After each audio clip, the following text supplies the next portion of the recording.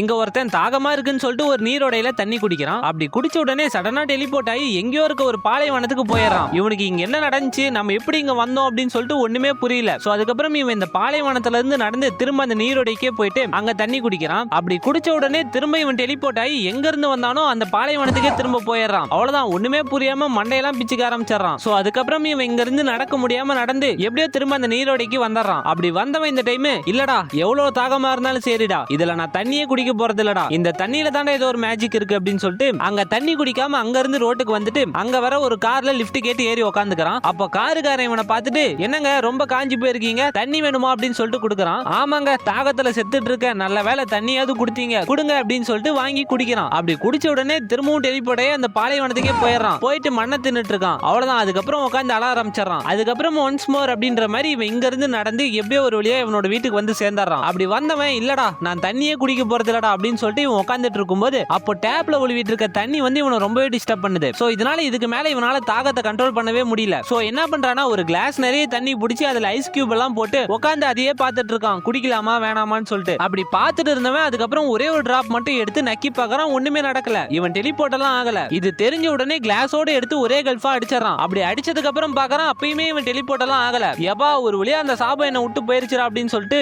ரொம்பவே சந்தோஷமா இவன் வீட்டுல இருக்க ஸ்விம்மிங் பூல்ல வந்து ஒரு டைவ் ஒன்னு அடிக்கிறான். அப்படி அடிச்சு அடுத்த செகண்டே இவன் திரும்பவும் டெலிபோர்ட் ஆகி அந்த பாலைவனத்துக்கே போயிடுறான். மண்ணுக்குள்ள இருந்து எந்திரிக்கிறாப்ல. சோ அதுக்கப்புறம் இவன் என்ன பண்றதுன்னே தெரியாம அப்படியே புலம்பிக்கிட்டே ரோட்டோரமா உட்காந்துட்டு இருக்கான். அப்படி உட்காந்துட்டு இருக்கும் போது இவனுக்கு ஏன் இப்படி நடக்குதுன்னு சொல்லிட்டு இவனுக்கு தெரிய வருது. அது என்ன அப்படின்னா, கொஞ்ச நாளைக்கு முன்னாடி ஒரு வயசானவர் தாகமா இருக்குன்னு சொல்லிட்டு இவன்ட்ட தண்ணி கேட்டிருப்பாரு. ஆனா இவன் கொடுக்க மாட்டேன்னு சொல்லியிருப்பான். சோ அதனாலதான் இவனுக்கு இந்த சாபம் வந்திருக்குன்னு சொல்லிட்டு புரிஞ்சுக்கிறான். அப்போ அந்த வழியா ஒரு லேடி ஒருத்தங்க கையில ஒரு வாட்டர் பாட்டிலோட போறாங்க. அவங்கள பார்த்துட்டு ஏமா கொஞ்சம் தண்ணி குடுமா அப்படின்னு சொல்லிட்டு இவன் கேட்க, அப்ப அவ வந்துட்டு இல்ல இது நாய் ஆகி போச்சுன்னா அதை கழுவுறதுக்காக வச்சிருக்கேன் அப்படின்னு சொல்லிட்டு அவ போக, அப்படி சொன்ன அடுத்த செகண்டே இவனோட சாபம் அவளுக்கு டிரான்ஸ்பர் ஆயிருது. அவ டெலிபோர்ட் ஆகி பாலைவனத்துக்கு போயிடுறா.